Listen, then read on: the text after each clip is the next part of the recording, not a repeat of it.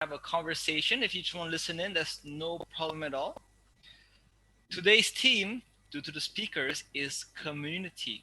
More specifically, how to start a community. Recently, especially during COVID, everybody's starting a community, especially if you're the beginner WhatsApp group. You'll see everybody every second day saying, hey, I just started a community in Ubud or in Sanur or in Canggu, including myself. So I'm guilty also of starting a community. It seems like it's a big hype thing to do, especially during COVID. Maybe you have a bit more time. Maybe your business is not doing so well. Hey, time to build a community. So, and I cannot say that I'm excluded from that group. I'm exactly part of that group. So when I had the opportunity from the Bali Pledge executive committee, the opportunity to interview people such as Daniel Albert, Wayan Wardika, and hopefully Mark Reed, if you can go into the Zoom call, we'll get to know firsthand what it actually takes to build a community. Like I said, I'm one of those people who started the community during COVID, right? We have the reason, the time, but you have to pay a lot of respect to people who started a community pre-COVID, a time where there was so much business happening, there was so much happening in Bali, there was growth, tourism, construction, bankruptcy, and new businesses, and yet these people decided, I will not focus on trying to work on raising money for myself or for my business, but instead I want to build a community. A little bit of a teaser from each speaker. Should I mention Mark if he's here? He's not here yet. I'm just going to mention two speakers. So we have Daniel Elber, who from 2004 started the project in Muntiguno, one of the poorest areas of Bali. And I'll be honest, I'm from here. I'm from Bali. I've never heard of Muntiguno ever. So I'm guilty of being a Balinese who has no idea about what's happening outside of Canggu. Canggu, south of Bali. This is my village. This is what I do. This is all I know. The second is Wayan Wardika, who is the chief of tourism for Desa Taro. Is chief of tourism, head of tourism, same, for Desa Taro. And same thing again. He started this project in 2018. This was before COVID. 2018, personally for me and my family business, was one of the highest, most profitable years we've ever had in business. And it was during this most profitable year in business that Wayan Wardika said, no, I want to start a community. So that it shows a lot. And actually he went into the news because during that time there was an article titled "From Cruise Ship Employee to Building an Organic Village in Taro." It was so special, so different than what every Balinese person was doing. He was in the news. It's pretty incredible. For those who are joining, thank you again. This is part of the monthly Bali Pledge webinar where we invite speakers, people, human beings to share their story. First, to inspire us because, hey, during COVID, we all are feeling down. And to also guide us, to give us advice. Who else to give us advice than the people who've done it themselves? All right? And now I'm going to first hand it over to Alex from the Bali Pledge, who's going to share a little bit what this Bali Pledge is all about. Alex, you have the floor. Hi guys, very happy. Let me just check that everything is working on the technology side. Sorry. Up, I need to be added there. Okay. There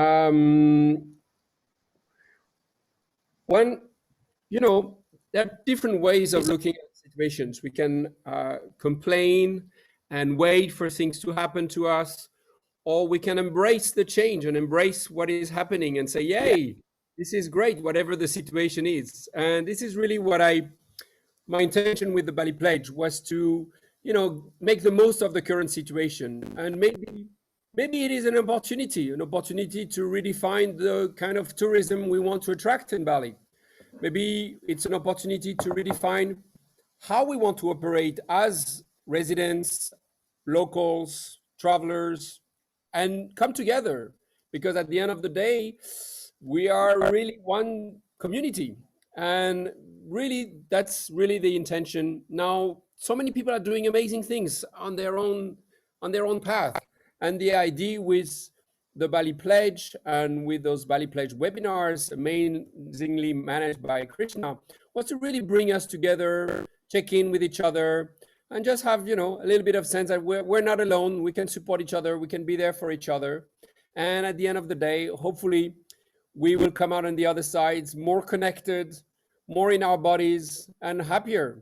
So thank you so much for trusting us, for coming to this webinar. It's all live on Facebook, so feel free to share it in your groups. And with that, I give it back to Krishna. Thank you. Thank you, Alex. So just in case you don't know, we have the website Bali Pledge, and you pledge that you will support Bali in the philosophy of Trihita Karana, which is the respect from human to human, human to the environment, and human to God, to higher being, and focus here on culture. Today we have two speakers. Actually, we had three speakers, but I can't see Mark Reed here anywhere, and I hope he joins us soon. He said he would join. He said he would. But nonetheless, we'll start with a little breakdown of this webinar. It's 1 hour and a half. The first 30 minutes is a get to know each speaker. The next 30 minutes is a panel discussion between the speakers. And the final 30 minutes, it's a group discussion. For those who are just logging in right now, we happen to have key community growers, people who started a community way before COVID, people who had the struggles. And today we get to learn a bit, what does it take to build a community? Earlier before this webinar, in the pre-webinar, 5 minutes before, I was talking to Daniel Elber, and I was saying that, hey, I was also building a community in Canggu. And I said it's similar to building a community in Muntiguno, right? It's the same thing. You got the community, you got the activities. And we talked about the difficulty. And then I was like, okay, wait, Canggu and Muntiguno must be different in that way. Because in Canggu, people love tourism.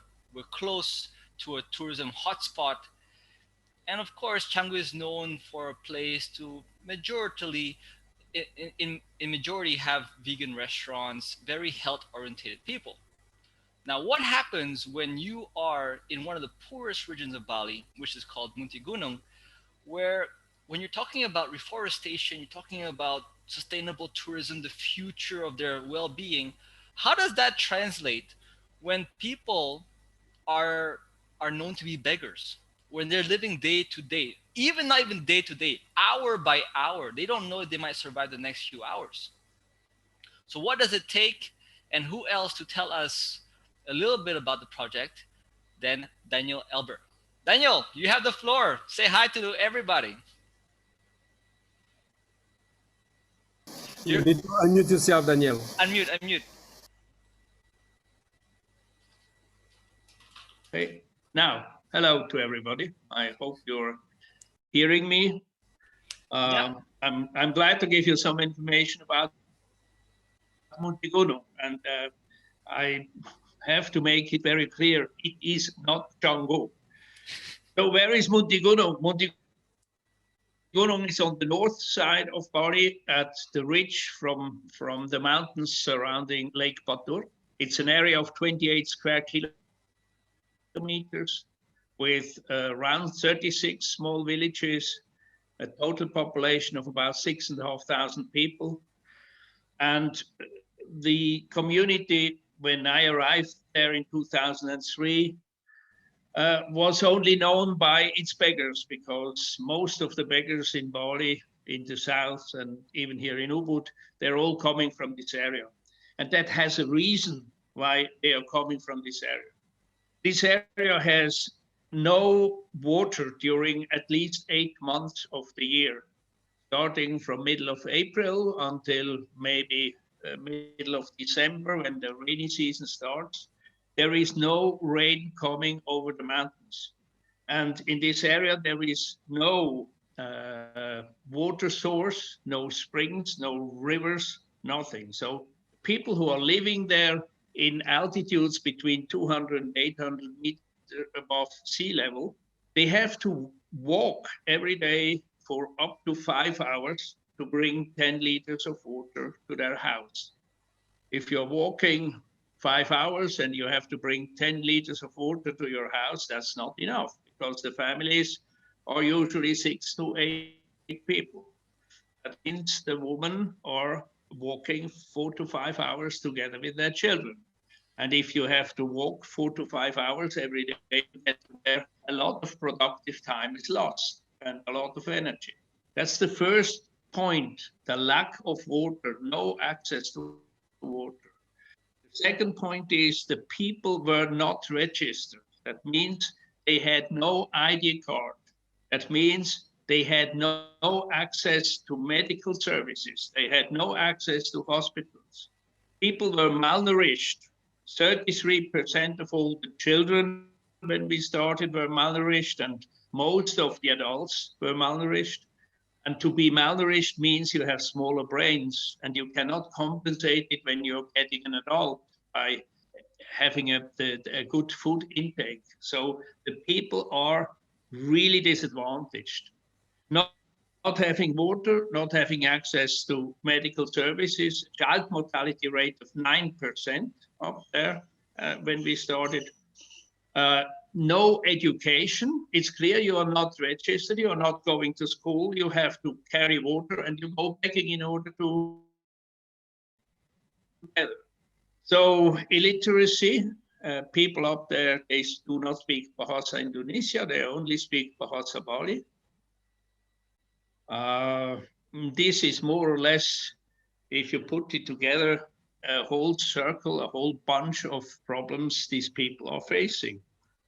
And when I first arrived in Bali, 2003, I met these beggars in Ubud and in the south of Bali, asking questions, because for me, begging cannot be part of the Balinese culture, because the Balinese culture is so family and so village oriented that for me, begging just didn't fit the picture I had. And I was asking until I found out that they are all coming from this area, Muntiguno, an area which Krishna just said that he's never heard a word about it. Now, going up there and seeing with my own eyes, I realized that these people which were living up there really in a very desperate situation.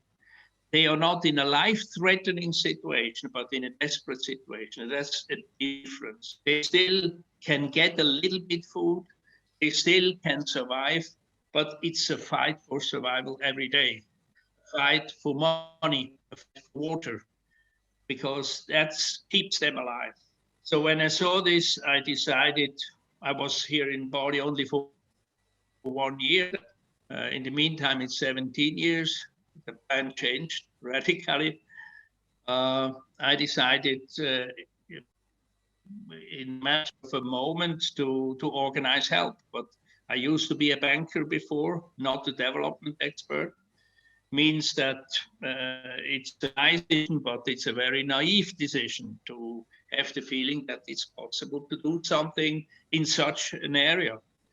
But I at least realize that it's difficult and that I need the best professional help necessary in order to really start doing up something. And I was talking to many different people in Bali, in Indonesia, and in my country, in Switzerland, and ended at least in Yogyakarta, the offices of Yayasan Desa, I would say one of the most well-reputed organizations in Indonesia. And I had a talk with the boss there, with Anton Sudiarvo, who was Social Entrepreneur of the Year, I think 2009 in Indonesia. A very, very wise and very clever man. And he listened to me and said, look, let's go up there and have a look. and we flew to Bali the next day. And he said, when having looked into the situation, having discussed with many people, he said to me, look, it's for sure possible to start organizing help for these people. But before we do anything, we need to make a thorough assessment. We need to understand the problem of the population out of the eyes of the people, out of the eyes of the local government, out of the eyes of everybody around them, be it ethnologists, be it geologists, in order to really dig deep and go to the roots of the problem of the population.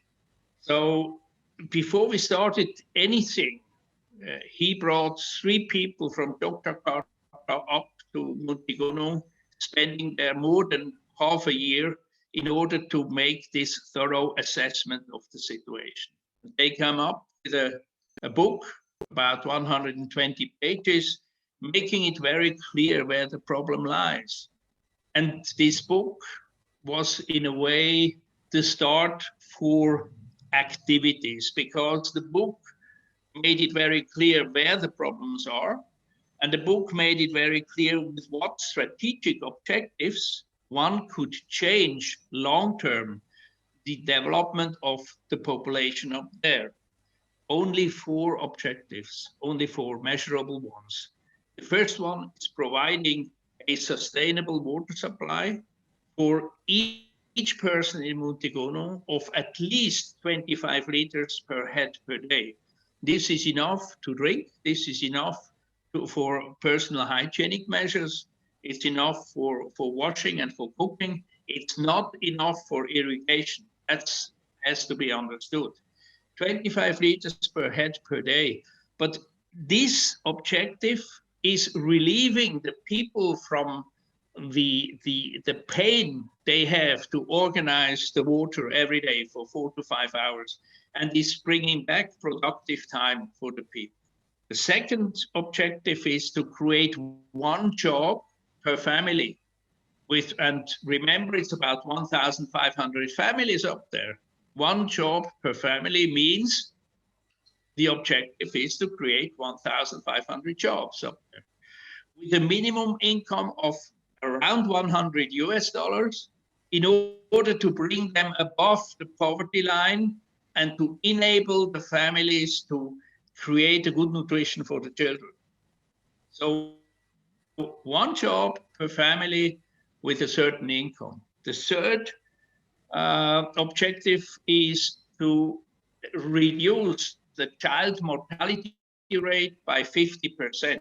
That means already assuring that the coming generation has much better starting conditions than the past, specifically containing malnutrition. And the fourth objective, to assure an adequate education of all the children. So water, income and jobs for the adults, reduction of child mortality rate and improvement of health, and education for all the children. These 4 objectives have been our path to development for Muntiguno since we started 2004. Daniel, before we go to see the, before we jump into the updates of the objectives, I'd like to just discuss a little bit about your previous background. You were a Swiss banker, and did you know that by doing this project, you eventually would sort of let go of your past life? Because that's not something, what I'm trying to say is, being Swiss is to many a privilege. To be a Swiss banker is considered a very prestigious job. When you first saw the beggars in Bali, and I mean most people, including myself, when we see a beggar, I don't give them any money, but I don't also try to figure out a solution. I'm saying, don't be begging in Bali. What are you doing? But you took the extra step. Actually, you took many extra steps to not only ask them why they're begging, but you went to visit where they were coming from, and you tried to figure out a solution by collaborating with other people. Was there a moment where you thought to yourself, if I do this, there will be no going back? Was there a moment where you were hesitating or thinking, is this what I want to do? Because it would have been much easier if you had given some donation fund to a nonprofit in Bali and then continue with your life and felt good about yourself. And I mean, there's nothing wrong with that also. But you took the biggest step. Do you want to share, or can you share that moment when you're like, this is happening. I'm letting go of my past life and I'm jumping into something this. Do you remember the moment? Was there a specific moment, or was there an emotion that you felt? No, I think the main point was that I already left Swiss banking before I came to Bali. That was a very clear decision, because I came to the conclusion during my last years in banking that the culture of these banks has changed so dramatically that this culture didn't fit anymore to my personality. And I realized at the same time that I still had to work about 15 years in order to get an orderly pension. So I took 1 year off to come to think about my personal future. And it led me to Bali. And in Bali, I met these beggars. And the lives of these people touched me. Because, as you said before, I mean, I was so privileged as a Swiss. I had a very good upbringing. I was living in a country where social security, where insurance, where work and jobs, everything is here, is laid out on the table. And I come to Bali and I meet these beggars. And during the first time I was here in Bali, I have been sitting with these beggars many hours in the streets of Ubud, not being able to talk, but still being able to communicate. You can communicate with your eyes. And for me, it was, in a way, it was never a question, never. I mean, I started it and I didn't look back. It was just going on. I know that I was not able to earn any money anymore for the last 17 years.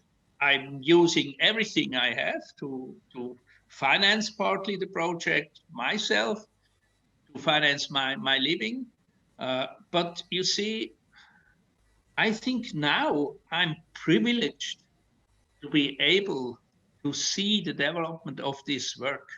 Because whenever I go to Muntiguno and whenever I see 1 or 2 or 3 or 4 of the 230 people who are now having sustainable work, having water, having a better life, this is much more worse than any bonus in terms of money that you can get. So my decision 17 years ago was the right one for me, maybe for others as well. But in the end, I think I benefited at least as much as the people in Muntiguno. It's beautiful, Daniel. Do you want to share an update about the objectives and what's the latest status? Okay. At the moment, we are in the year 2021. In 2 weeks, all the villages in Muntiguno are having a sustainable water supply of 25 liters per head per day. All of the villages are having, besides the water, are having a meeting point, a Bali Banjar, a schoolhouse, or a production place, because of the way we are creating the water supply. It's sustainable because we are basing on rainwater harvesting. This concept of rainwater harvesting is bringing it with it that in each of these 36 communities, we are producing not only water, but a community center at the same time. So every village has the water now. Every single inhabitant up there is not in a position or does not have to go walk 5 hours to get the water. They have enough for their daily needs. That's point one. The second point, go to the health before I come to the jobs. 80% of the people up there, of the adults, are now registered. And 80% of these registered people are now having a health insurance. The malnutrition, now first to the hygiene, 96% of all the families are now having access to toilets. The malnutrition rate fell from 33% to 0.8%, and the child mortality rate from 9% to 0%. Yeah. So beside water, concerning health, I think we've done our out that we did it not with a lot of money, but with a lot of common sense to motivate the people, and with a lot of time. And this is the other aspect. Now coming to the second objective, yeah, you have a question, or no, I yes, continue? You were talking about the final objective, the education part. Yeah, I mean, the second point is creating jobs and income. That's a very complicated and difficult issue, because you cannot educate adult people without having them in Muntiguno, because they are begging. This means you need to create education for the adults, and it means paid education, like an apprenticeship where you take the people in and teach them for a certain time how to crack cashew nuts, for example, or how to make a basket out of lontar leaves, or how to make batik, or how to create a hammock, or produce a hammock. You have to teach them, and you have to offer paid education so that these beggars are coming back. If they are coming back, they're coming back with their children. That's anyhow a very good aspect. Now, after this education, after about maybe 3 or 4 years of educating the people, in order to bring them to a point where they are capable of creating a product which has such a high quality that it can be sold, after that, we needed to create social enterprises, which are, in a way, creating sustainable employment for the people. And then these social enterprises are becoming the employer of the people, not my foundation or my association back in Switzerland, who is pumping money into the whole process. So at the moment, we are having 3 social enterprises. One of the social enterprises is a trekking enterprise, tourism. The second social enterprise is a food enterprise. We are producing cashew nuts, Rosella products, Rosella tea, Rosella salt, Rosella sweets, Moringa products from the Moringa tree. We are producing lontar palm sugar and dried mango. It's more or less the circle of the food products. That's the second company. And the third company is a handicraft company, where in different villages, as I said, we are producing hammocks, we are producing baskets, we are producing batik, we are producing bags, and we are adding all the time new topics. Whenever we have the feeling we are ready, logistically, we are ready from the human resources standpoint, that we are ready from the capacity of our organization to do it, we are adding the next capacity building project. And with the next capacity building project, we are bringing back a number of other beggars, which are still in the south. And so at the moment, there are 230 people sustainably employed. Wow.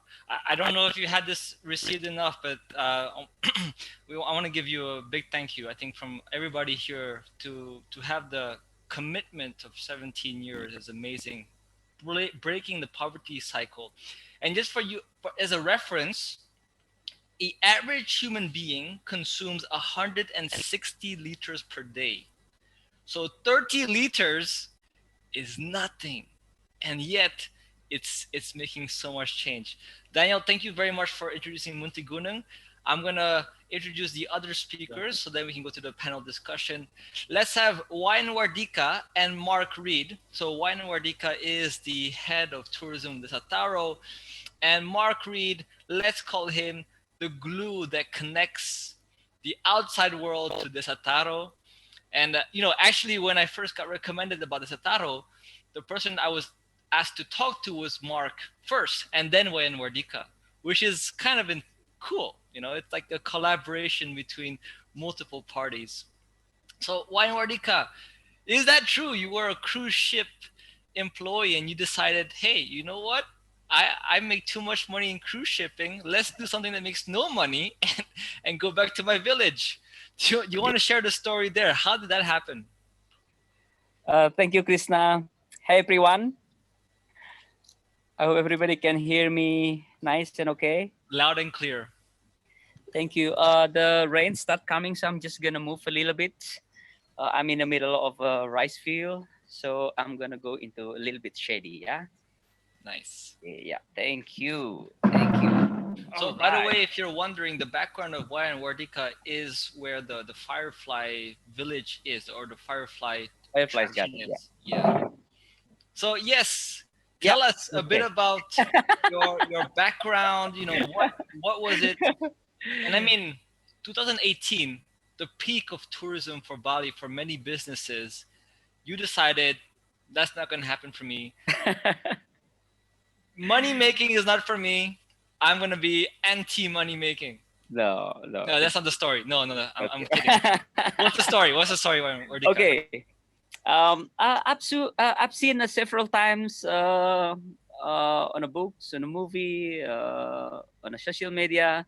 People say life begins at 40, right? I don't know if that was right, but 2018, I was 40 and I was still on the ship. So I decided to go back to the village and try to do something. Okay, so that's when it all begins. So I've been working on a ship for 12 years and probably have 5 to 10 years professional jobs in tourism before that in Singapore. I've been to the Maldives. I've been to Australia for a couple of months. I have that opportunity. You had options. You had lots of options. You had lots of opportunities. It's not like you came back to your village with no opportunities. You literally had a big career in hospitality waiting for you. I think so. Yeah. So then I came back. To Taro village. Taro is just like 20 minutes away from Ubud.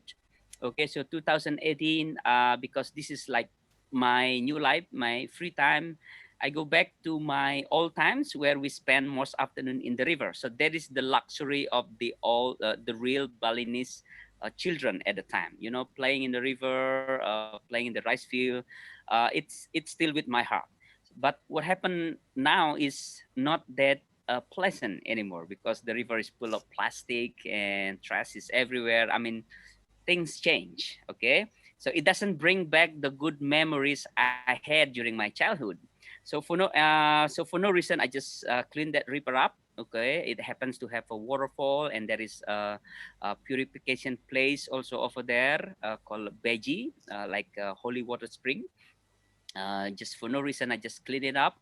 Eventually, it was 3 kilometers, and then it became trekking, river trekking, and then we bring more people to clean it up. We bring the children, not just the river, and then next step is to the temple, and then next step is to the forest. We also have a sacred forest, and then I think it's cool. And then one day during cleanup, on the way up to the river, I found an ankle. An ankle throwing back. Not an ankle, if you found an ankle, this would be probably a different story.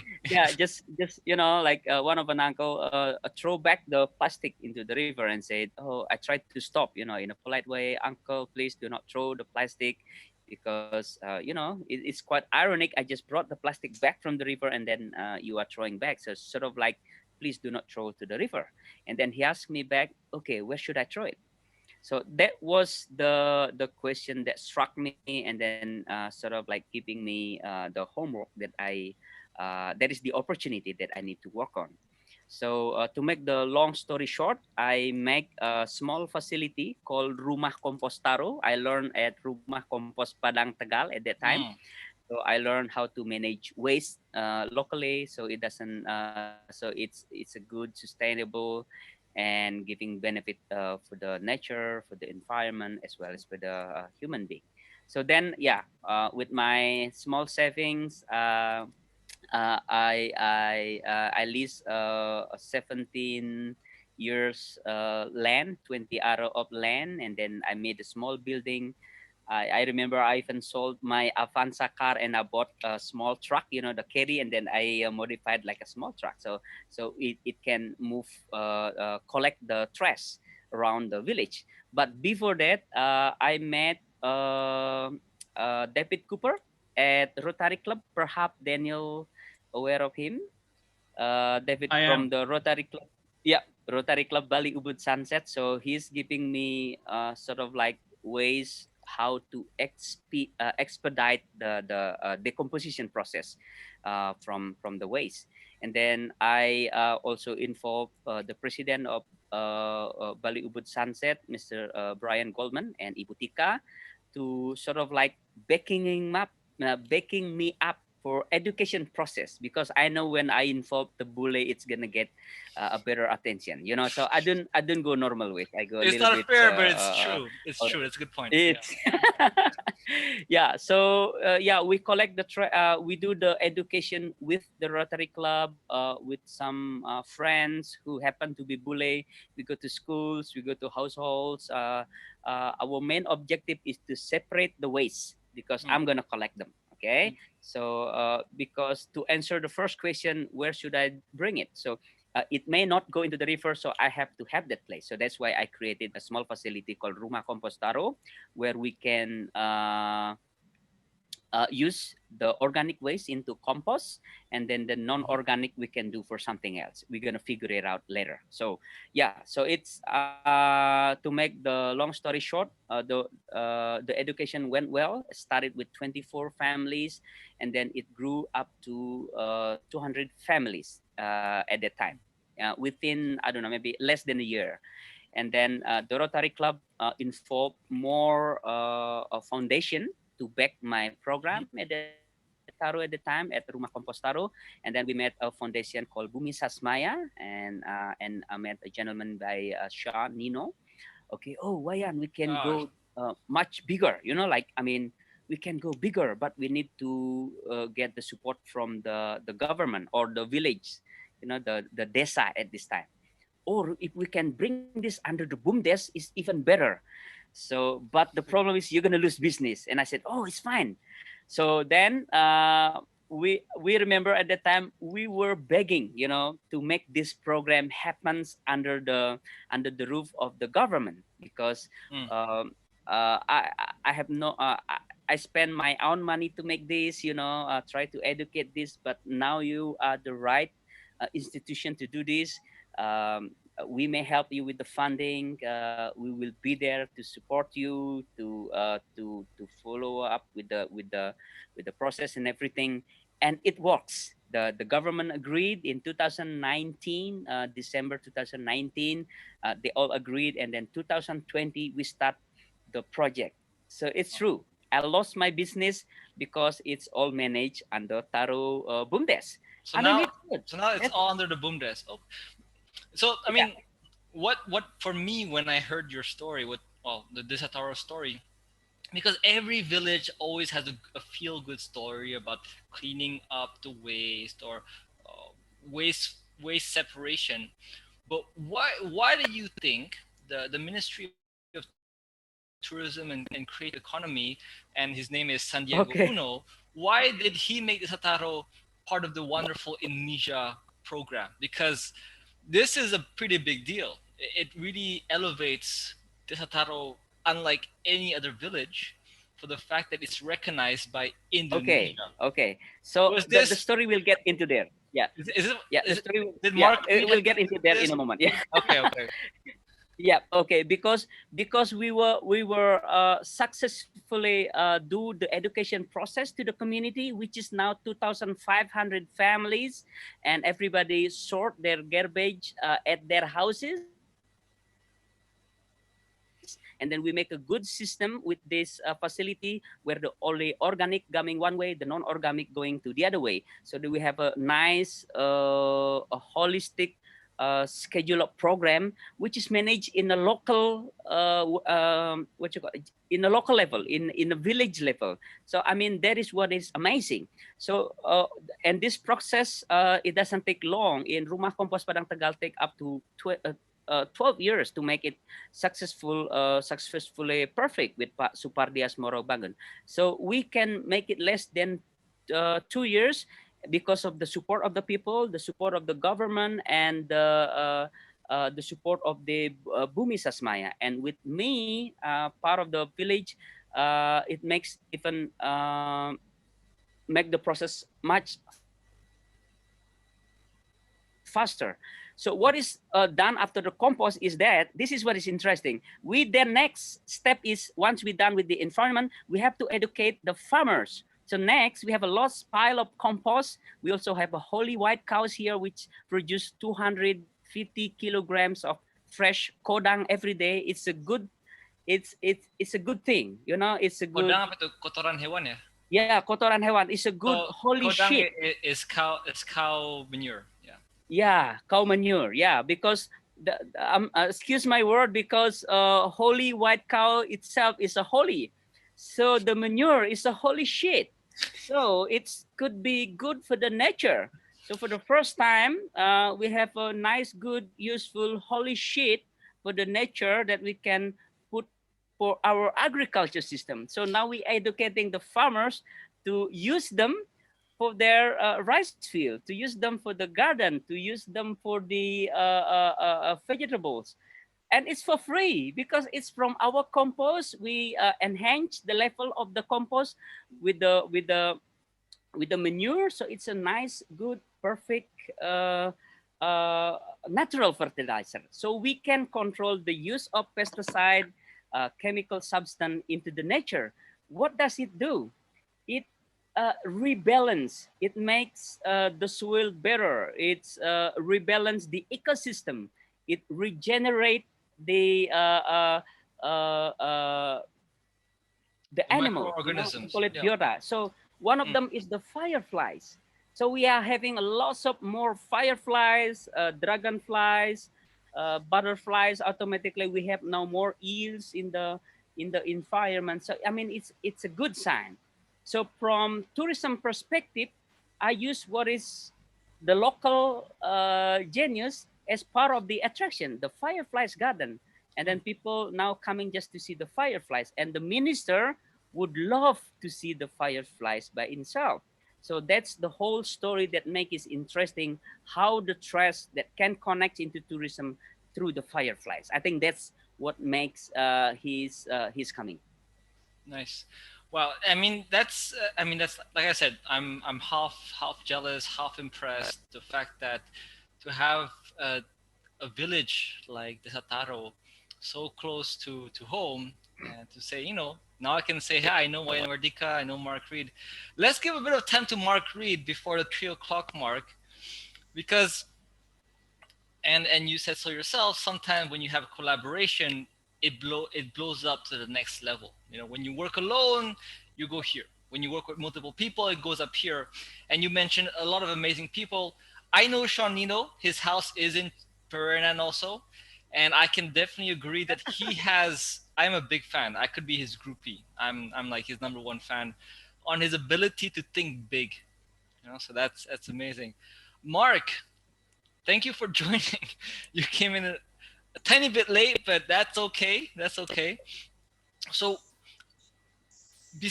when I first heard about you, Mark, I just thought, hey, it's just some random guy in Taro who wants to support it.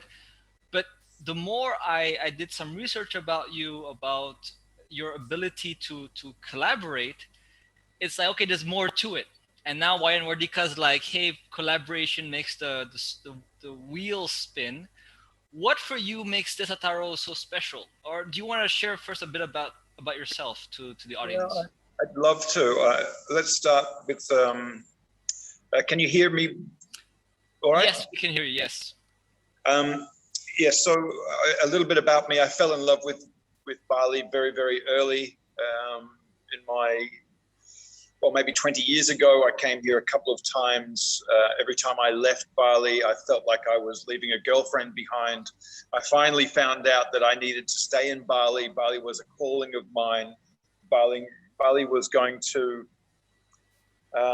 ease a lot of the stress in my life, and I was going to learn a lot of things here. That was just something I already knew that was going to happen. And then I moved here with an idea of maybe 2 months. After the 2 months, I actually broke my back in 4 places, and ended up staying here for another 18 months on my back in body brace. So I was unable to leave. But if I fast forward, a lot of the things that happen in Bali, and we'll all relate to this, a lot of things that happen to Bali are literally exactly what we need. Bali has a gift, or gives you gifts. You might not like to have your back broken in 4 places so that you can actually receive a message, but I actually needed it. And only Bali could have given me the opportunity to grow within 18 months with a broken back and absolutely no mobility. I started becoming very aware of Bali's intention to groom me to become part of its actual universal plan. And it was amazing for me that the universe didn't revolve around me. Oh my God. It actually had its own plan. And so Bali's given me the opportunity to actually listen more intuitively to things that are resonating with me, which made me feel a lot more secure, a lot more at home, and also a lot more empowered. And cut a long story short, I met Wayan Wardika maybe 4 months ago now, through a mutual friend that has a tourism academy and a hospitality academy, which I like to give some time to and be part of their little community. And I was going through a lot of transformation myself. I used the time that I'm here in Bali to try and tap into local community efforts that I feel grounded in, or that really resonate with me. And so when I was taken to go and see Wayan Wardika, I was literally hijacked, which is the way that Bali always takes you. It hijacks you. You don't know why you're going somewhere, but if you pay attention, it will reveal itself. There's always a very, very a legitimate reason for Bali to tell you to shut up, sit down, enjoy the ride, and start taking notes. And for me, that's exactly what I did. I'm like, I don't know where we're going. I don't know why. I've got so many things to do. I've got so many people I could have actually seen. What the hell am I doing looking at holy shit in the middle of a forest for? What the hell? And you know what? Those who are just tuning in, we're saying holy shit because it's the cow manure that's from the cows in the Zataro. It's probably the only time that I think it's okay to say that word during this webinar. So it's actually no sacrilege. It's disrespect. They are actually holy cows, and we're using their manure. Anyway, for those who have been here the whole time, I'll continue. So here I am looking at Wardika and his holy shit and his incredible cows and his amazing vision, and I'm starting to take myself out of it a little bit further and actually channeling into how incredible his vision was, incredible how far he's come, how much support he's gained, and how pure his motivation is. And it was something not only amazing as far as a project is concerned, but I I found a new mentor. I found somebody who inspires me, who understands what it's like to match the ground, the people, and your love of each other, all in the one, Trihita Karana, all in one. And it was through him that I actually learned that properly. So he's not somebody that likes the limelight, doesn't want to put too much emphasis on himself, but unfortunately, Wayan Wardika, you have no choice, because you are now gaining fans, and you have an incredible vision that I just want to surrender to whatever I need or whatever I can be of assistance to. And I implore anybody who is in a position to take notes from him, to go up and visit Taro, and to adopt and to share, because I think we're on the cusp of seeing so much incredible impact. I'm sorry, Wayan Wardika, you're about to be a rock star of ecosystems. Rock star. That's right. Rock star. Well, let's talk a bit about the whole projects. And I know I said 30 minutes only for introductions, but we're already going to the second part, which is the panel discussion. I'll just mix it up straight away. Let's talk a bit about some challenges. Don't we all love to hear challenges? Now, I'll also open it to the audience if you want to chip in some question or ask a thing. There was one thing I have to ask before I forget about it. I was talking with Sean Nino, and he's saying one of the biggest conflicts today for Bali, especially, or Indonesia, is that the whole war between chemical fertilizers and organic fertilizers. The government is subsidizing chemical fertilizers is one thing.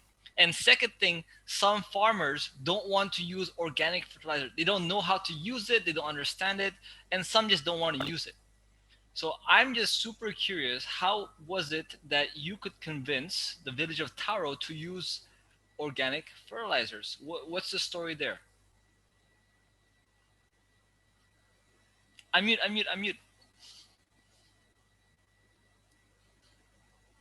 Okay, sorry. It's for me, right? The question for me? Yes. Okay, thank you. Exactly, that is the challenge, okay? I talked earlier with Mark Reed, and yeah, I met also another mentor, Andy, talking about what do you call it? It's a big company for the medicine. What do you call it? Kimia Pharma. Yeah, I mean those institutions that makes money from the drugs and medicine and everything. I believe it's the same thing with the fertilizer. You know, all these big companies, they have products to be spread, you know, to supporting the farmers. I mean, it's great. Indonesia lands need them, okay, because they are focusing on the quantity, because the soil itself, like I think Daniel mentioned earlier, you plant anything, it grows in most of the Bali's land. Okay, I mean, yes, we need fertilizer, but sometimes it's excessive. It's too much, way too much, and it kills things. It kills the microorganism what is in the soil. It makes a lot of contamination into the water. So sometimes the balance is not there anymore. Now this company, they have agenda to sell their product, and they go through government. Okay? Once they go through government, they give tons or 100 or millions tons of fertilizer to be distributed.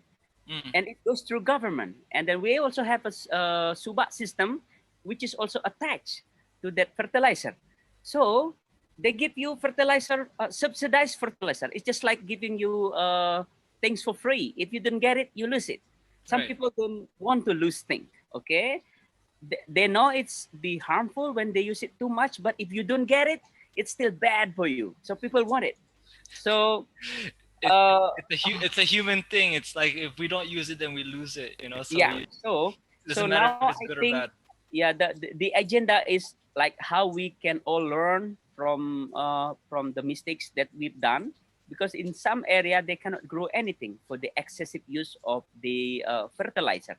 So I'm pushing to be back to the natural substance. It doesn't mean we don't need it anymore, but in a more controllable way. Because when we use it too much, it's gonna kills the soil itself. Because Simon said soil is the soul, right? So once we kill the soil, it's kill our soul itself. So we need to use a more eco-friendlier way to regenerate the quality of the soil by using the local resources, which is around us. And it sounds so simple, use what is natural, use what is available.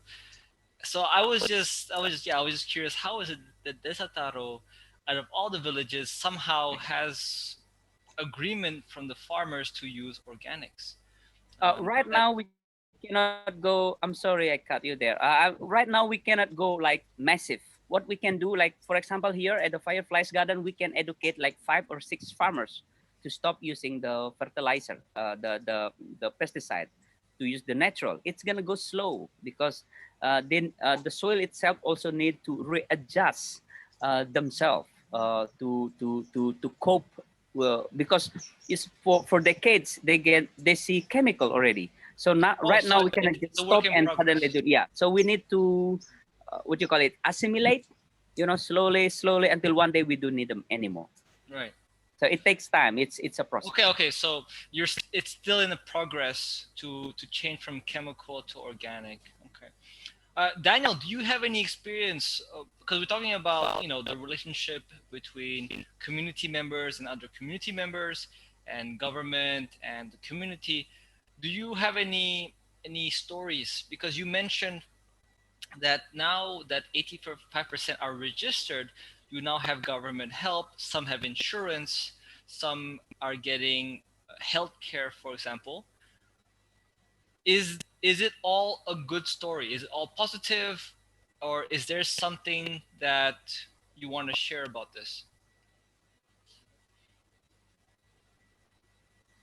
Yeah, I mean shall I say, the relationship to the government is or was always somehow shaded because of there is some sort of corruption in nearly everything which is being done. And we decided at the very beginning, we are just not part of this system. I cannot raise funds in a country and be responsible for the spending of the funds and being involved in any corrupt activities. And had some experiences already at the beginning of this project when we started with building water projects or these water projects in 4 villages, when we suddenly heard that the Muntiguno was walking around to the villagers and telling them that if they are delivering sand to us, to the Yayasan, to the project team, in order to support the projects, to have the material there, that they should increase the prices for the sand by 50% and deliver the 50% to him as practice. So that was my first experience in how it's being done in Indonesia.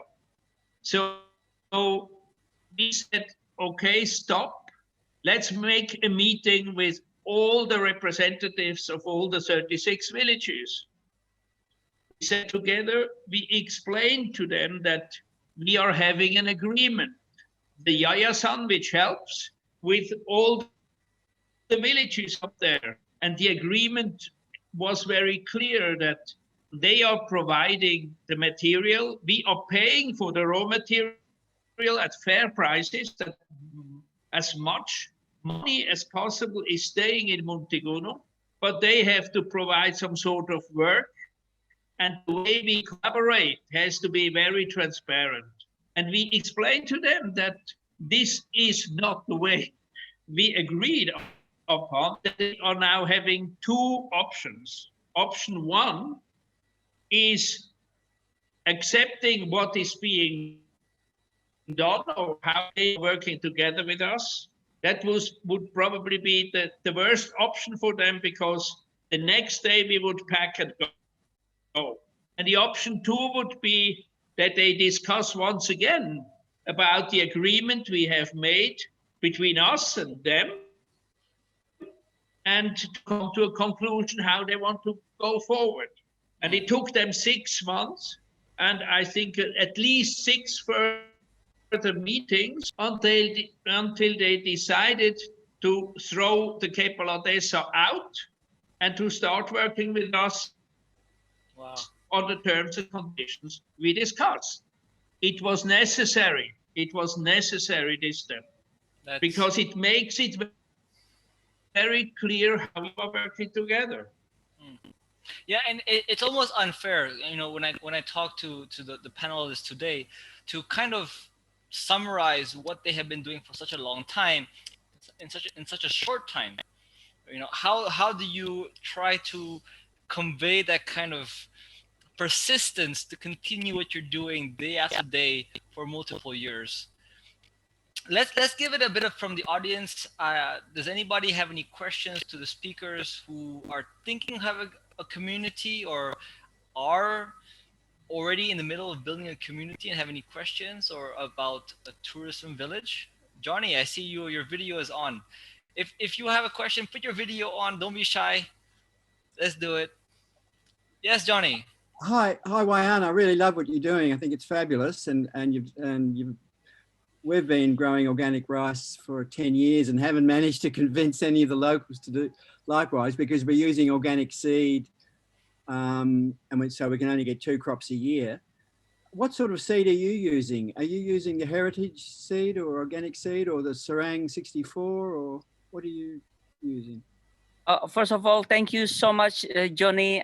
Mark did take me to Bali Eco Stay. It's wonderful there. I took my wife last time over there. Okay. During a quick retreat. It's amazing. Yeah. So you have the same challenge, because the local already have that pattern, you know, with the chemical. So we you addicting to something. Once you don't have it, you're like, no, we cannot grow with it.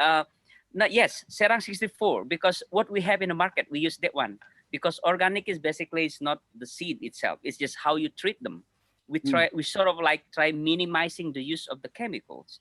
Anything can grow, but now the project, it's already developed back into the Desa Pak. So I persuade the head of the my Kepala Desa to allocate a small funding that can subsidize some farmers if they want to plant things organic. We're gonna give them the seed, we will give them the compost, we will give them the pupuk cair, and we will also provide them with a consultation free. So right now we have 2.8 hectares of land that is set for organic as a pilot project. The same with the compost way, we sort of try to, because we know normally we have 3 crops a year, now they have only 2. So there is some loss margin over there. We don't want them to take that risk of loss margin. So we're gonna take care of that loss margin, but we cannot go much because it's the beginning. So we have 5 or 6 farmers now, preferably the poor family, because the Desa also have a system in regards to the SDGs, you know. We want to prioritize the poor families, or Rumah Tangga Miskin, RTM. We have 165 of them, so we are focusing on them. And then we also, if they have the land, we want their land to be grown organically. We supplies all their needs. Plus, we provide consultation. There is organic expert, put it that way. But for some farmers, if they want to do it for, voluntarily to grow organic, like for example, in the Fireflies Garden, we have 6 farmers. So that is not part of the government, but they do it because they know it's good for the nature. They know it's good for their health. They do it voluntarily. So this is our first time grow. And If you see, it's probably just 2 weeks old, so it's still Wow. small. We use the same seed what we are having right now in the market. We want to use the Bali, the brown rice, the Baliaga, but we want to start with the simple one first, and then we're gonna see how it works. But the most important is how we can rebalance the use of the chemical, or as much as we can, we don't use them, because we also accompanied by an expert of how to do it. So we can do it step by step, slow by slowly. If it has a good impact, so then we can match in for more farmers. So that's the whole idea. Fabulous. Thanks so much. Thank you, Johnny. Yeah, so actually one of the questions everybody, are always curious about when anything is happening is what's the profit like? What's for Muntiguno and Desa Taro, how is the profitability of those projects? Do any of you want to share, Daniel or Wayan, about Desa Taro?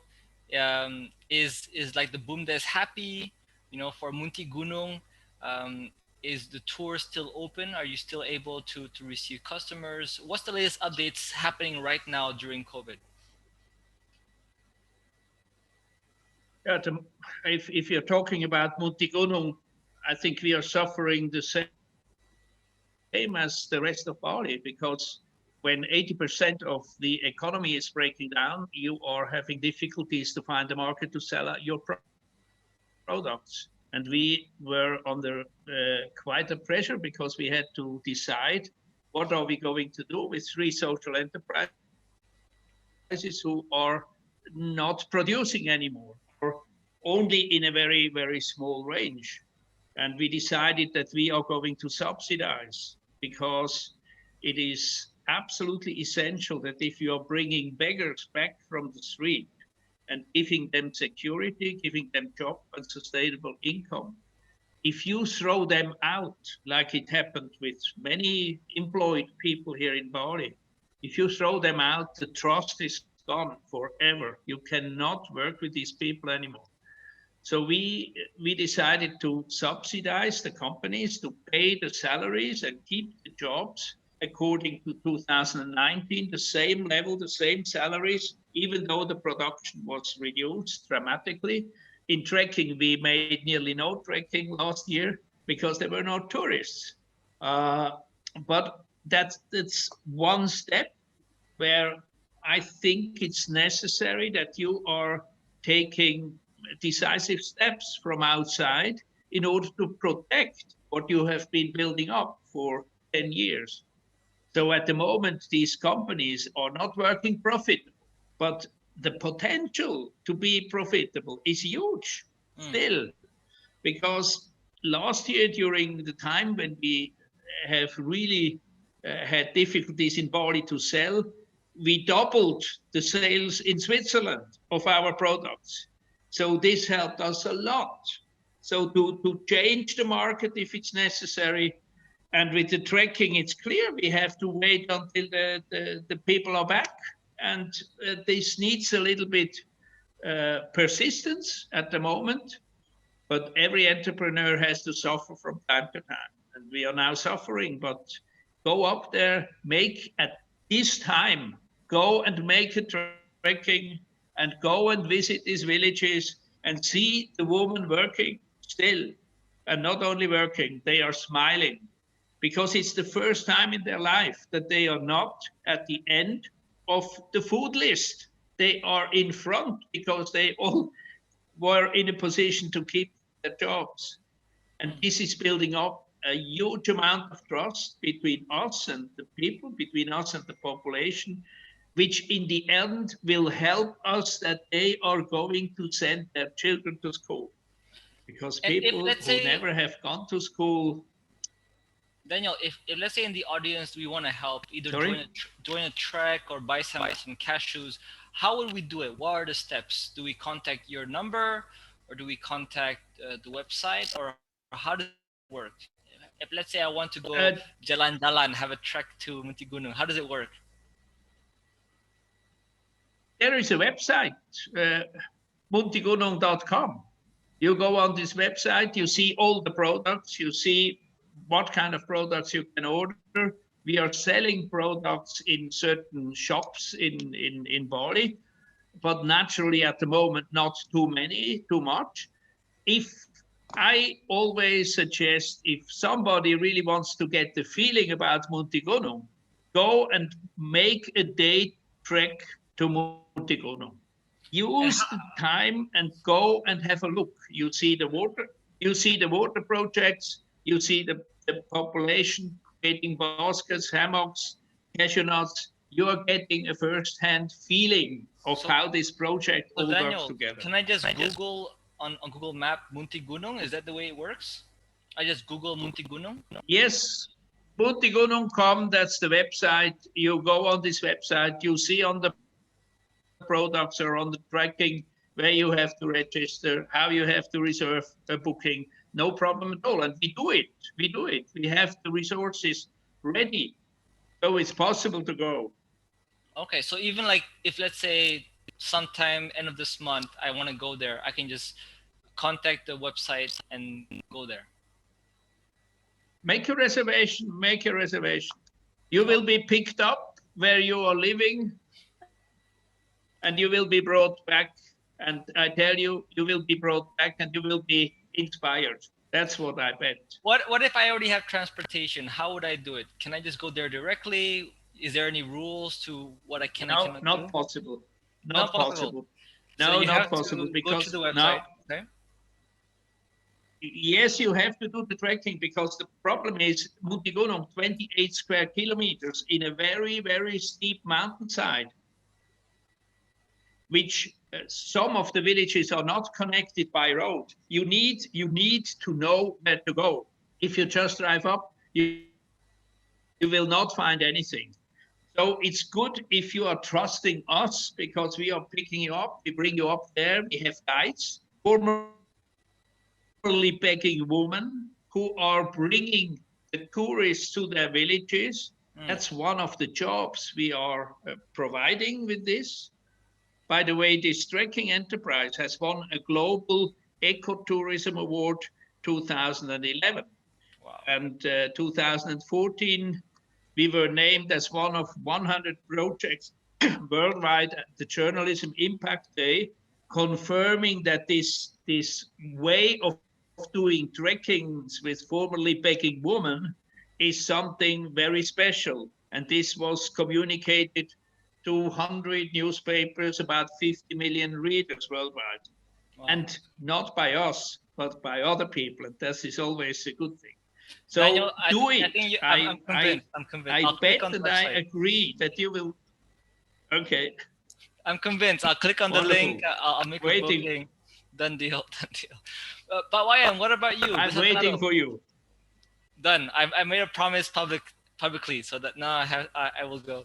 But Wayan, what about Desa Taro? You know, is it open to visit? Actually, before there was a question from Jiro, and he's asking, what other crops are you growing organically in Desa Taro? It is raining here. I was about to go into the garden. So downstairs we grow some. We have kangkung. Okay, we have some vegetables. Okay, we're gonna plant more things. Not just rice, but we also have the vegetables. I also got help through Mark Reed to make body. Yeah, perhaps Pak Johnny knows body. Yeah. Oh, from Zataro. Yes. So we the Balinese has done that like over the generations, right? But now people change, things change. We also need better visions from the expert. So body, we are hoping can help us support how to set up a permaculture garden. Okay, and then because the crops, we want to give the benefit to the farmers. Remember, we have the poor families here. We want to regenerate their income by selling this high quality, well-preserved organic plants or produces to the premium market. So we don't want to sell them just any market, because we will be competing with the price. Because they use fertilizer, you can sell for 1,000. It takes effort to take these organic plants, of course, we need to respect the farmers and the efforts that it may take. So I think it's normal to sell a little bit more expensive, but it's quality, it's healthy, it's eco, and it's healthy. So that's why we put body in to give us a sort of like insight, because we want to connect with the premium market. There is no point we can, we have to lose one crop just to get a nice healthy crop, and then the farmer has to suffer because they lose one crop, remember? So if we can increase the income, it doesn't have to be the quantity of the product, but it could be the quality of the product, and we get the right market, and the farmers still get the benefit out of it. That's true. That's true. Yeah, Also one point, make, it's especially in we don't just permaculture. make a nice healthy crop, but we are also taking care of the mother.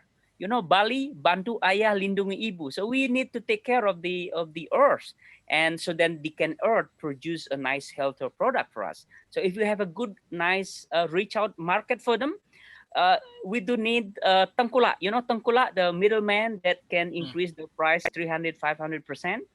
So we are hoping that we can get these connections, like from the farmers to the consumers, from the farmers to the supplier, that we can good, nice, fair of a product price, because we also need to support their effort, not just to produce the product, but to also to maintain the quality of the earth. Absolutely, but you also don't forget plants to eat. There's so many. There's like kelor and chegondo. All those are vegetables. So if you can elevate these local vegetables to the premium market, that's just amazing. So back to the question. Back to the question about Desa Taro. Is it open now? Can I just Google Desa Taro and go there, or do I have to book a trip? How does it work? How do I support? You just check it because Desa Taro as a village, tourism village, is not just one destination. But there are more than 11 destinations. So you can choose which ones you like. But you can visit our Instagram at Desa Wisata Taro. I think it's more sort of like representing the village. Okay, Desa Wisata Taro at the Instagram or Facebook, and then it has my number there. Okay, so you can reach out to come at any time, especially at the Fireflies Garden. We need to know that you are coming because there are no lights, but it's beautiful because it's amazing here at night. So your number. So we contact your number. Yes, so we got a number over there. Dita, can you put his number in the chat box so we can start spamming him with stuff? So we contact you, and what is the price? Is there a deal you normally offer?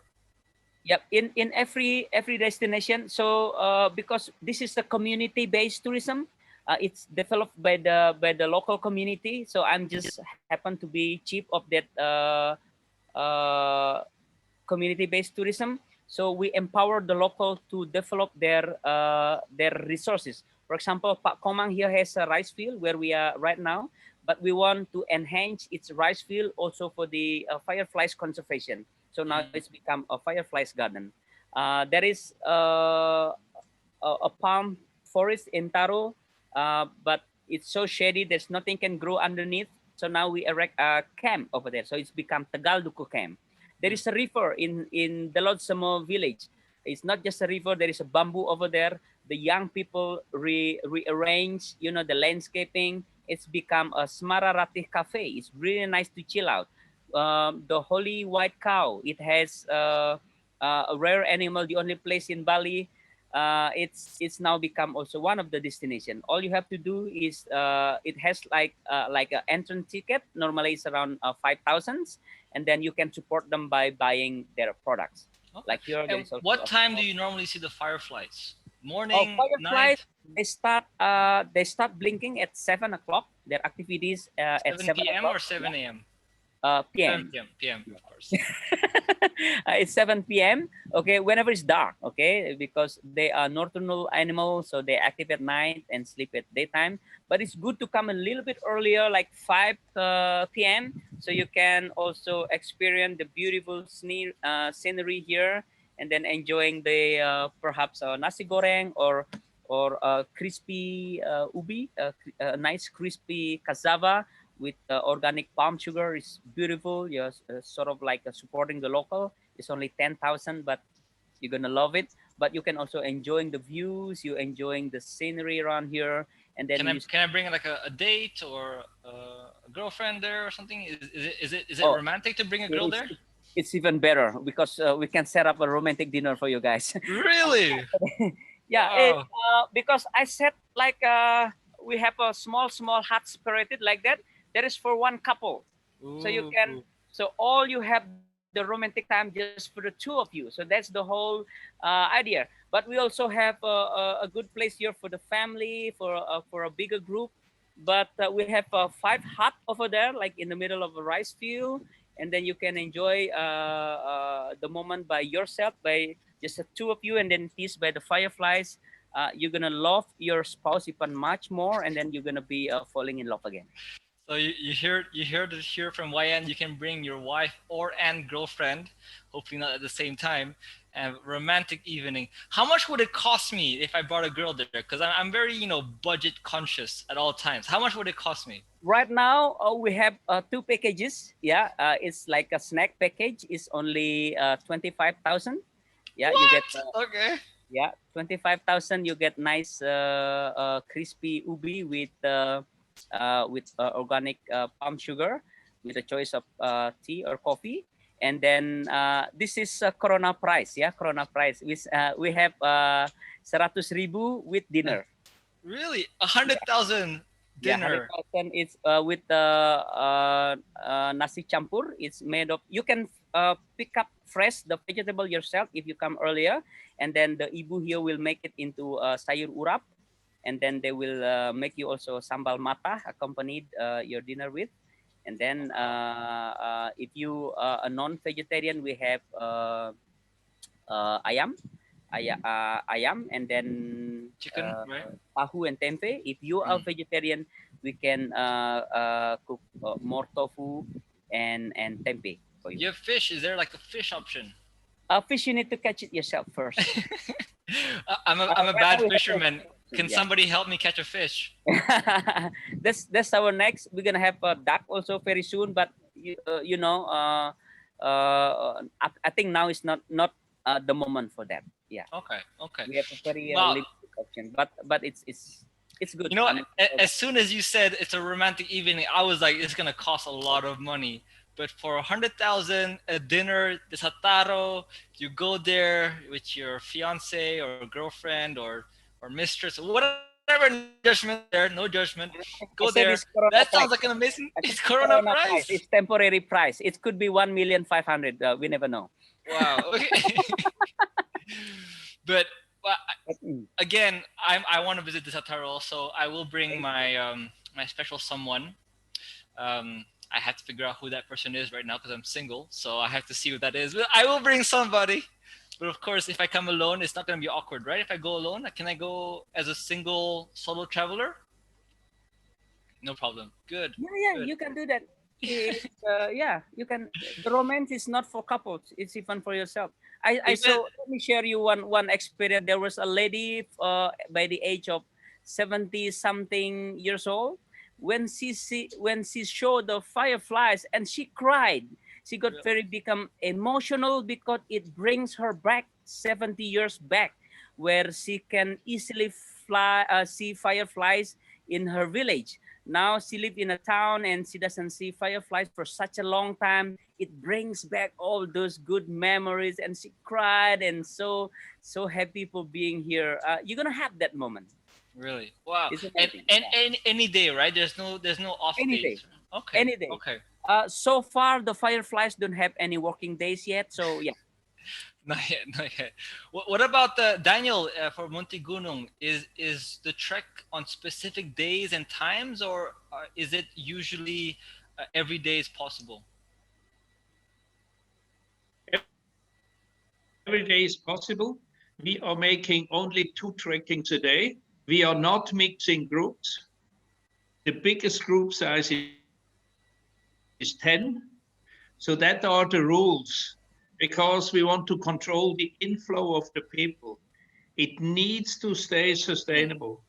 We do not want to press the area out like a lemon, which is being done in the rest of Bali or in many places like Bali. Problem is that Muntiguno has been, yeah, come on. Sorry to cut you out. I was just curious, how much would it cost to visit Muntiguno to support the project? With the trekking, 1.2 million. 1.2 million, okay. Transport, breakfast, lunch, water, guides, product testing, coconuts, rosella tea, everything is included. So it's a one-day trekking, basically. It's a one-day tour. You are being picked up in either Ubud or in the south at 5 o'clock in the morning or at 6, and you will be brought back around 5 o'clock or 6 o'clock. Do you have any kind of deals for hotels or restaurants who want to be on a commission basis? Do you have any of those kind of agreements happening right now? Only with incoming agents, the big ones, who are organizing round trips in Bali. With them, we have special arrangements. They pay around 60,000, 70,000 less per person. Okay, so not a big difference. Okay. So now we're ending the last. So Yep. Sorry. Yeah, yes, no, Daniel. Okay. Please finish. No, I was just saying that we're going to be ending the webinar soon, and if you could have some closing remarks from both you, Daniel, and Wayan, and maybe from the audience also. Please, Daniel, you can go first. What are your messages for the community? You know, anything. It's you have the next 1 minute for yourself. Okay. What I realized when doing this work in Muntiguno, if you really make sustainable development, it takes time. It takes time, it takes passion, and it takes persistence. You cannot give up when you are in the middle of a process. Don't try to make quick fixes. Quick fixes never work. The population needs to be involved. And for me, this is the most important issue. And everything else, if you're really looking for a high quality in what you're doing, be it the trekking, be it the food products, they have to have a price, which is not a price which represents that beggars or formerly beggars are making this product, but the price represents the quality which is behind it. And I beg for Bali that this is the way in future. Yes. For every touristic activities, very high quality, prefer to do less, but what you do in a very high quality. Thank you, Daniel. Even Endra was Thank you. Yes. Endra Satyawan is one of amazing people, even our previous speakers. He's like, yes, Daniel. What about Wayan? Closing remarks. First of all, thank you, Krishna, for the opportunity. Mark Reed earlier was right. I don't really fancy of getting into the spotlight, but as an agent to promote my village, I'm quite honored to be here today. So thank you so much for that. And Daniel was right. Everything that is eco-friendly, sustainable, it's never gonna get easy. We as a Balinese community so used to get instant result, everything instant. Sometimes they don't want to go along the ways. They just want to see the result like now, you know. I feel that, okay. But the good thing is that I have a little bit of international insight. So then when I come back, I sort of like have a picture of out of the box thing. So we need to learn from other countries too. We as a community need to grow. We as people also need to take care of the environment as part of our philosophy. It's not just like we print it in a gold ink Tri Hita Karana, and then our behavior doesn't represent what we're doing. I, as a local villagers, just try to contribute what I can do best through my tourism experiences, because we also want to develop the tourism, but in a very different way, in a more eco-friendly way, where we all grow, develop. So it's become an eco-spiritual destination in our way of promoting our local culture, tradition, and resources in the community. We don't put any harm or less destruction to the mother nature, and less conflict to the people, and then hopefully it provide sustainable development, not just for our generation, but for also future generations. So Thank you for what you're doing. Sort of like trying to show Bali, you know, if the authentic sort of like real Bali in a very real life, you know, not in a nice fancy dream where you stay in a resort. You still can do that, but I'm sort of like would like to promote more of the authenticity of my village as part of our tourism development in the future.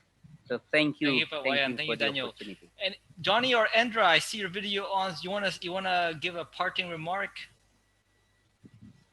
Who's gonna unmute first? Endra first. Yes, go. Yeah, first of all, it's my high respect to Daniel and Wayan Wardika for all the effort. I agree the way Daniel is arranged all the things. One thing is that it's maybe also that has been long. I speak with Wayan Wardika, and I probably very much visiting Taro like a frequently. One thing that it will be for sure good for Taro if Taro is developed not for mass tourism, which means there shall be kind of the filtering system, either that somebody who coming to Taro shall not only pay for the visiting, where that means we cannot controlling the rubbish or any uncontrolling attitude. It's supposed to be there is one package that can sustain and support the sustainability developed by Taro, because Taro is such wonderful and beautiful. I love this place really a lot. So there's been some effort for that. And the way have Taro, said it better, Endra. Daniel arranged all the things like a specific visiting and everything. This will be kind of a suggestion for Taro arrange it. That's all, Krishna. Thank you. It's you know, we're going in the direction where mass tourism is no longer the answer. It's got to be sustainable. It's got to be somewhat controlled, making sure that we don't have too much waste. This has been the Bali Pledge webinar. We've had Wayan Wardika from Desa Taro, Daniel Elber from Muntiguno. Thank you very much. For all the people who are joined today, thank you so much. If you did not watch the live version, watch the video. We hope to inspire you. And don't forget the wise words. It takes time. It takes time, passion, and persistence. So don't give up. Let's change Bali. Thank you, everybody. Have a good day. Thank you.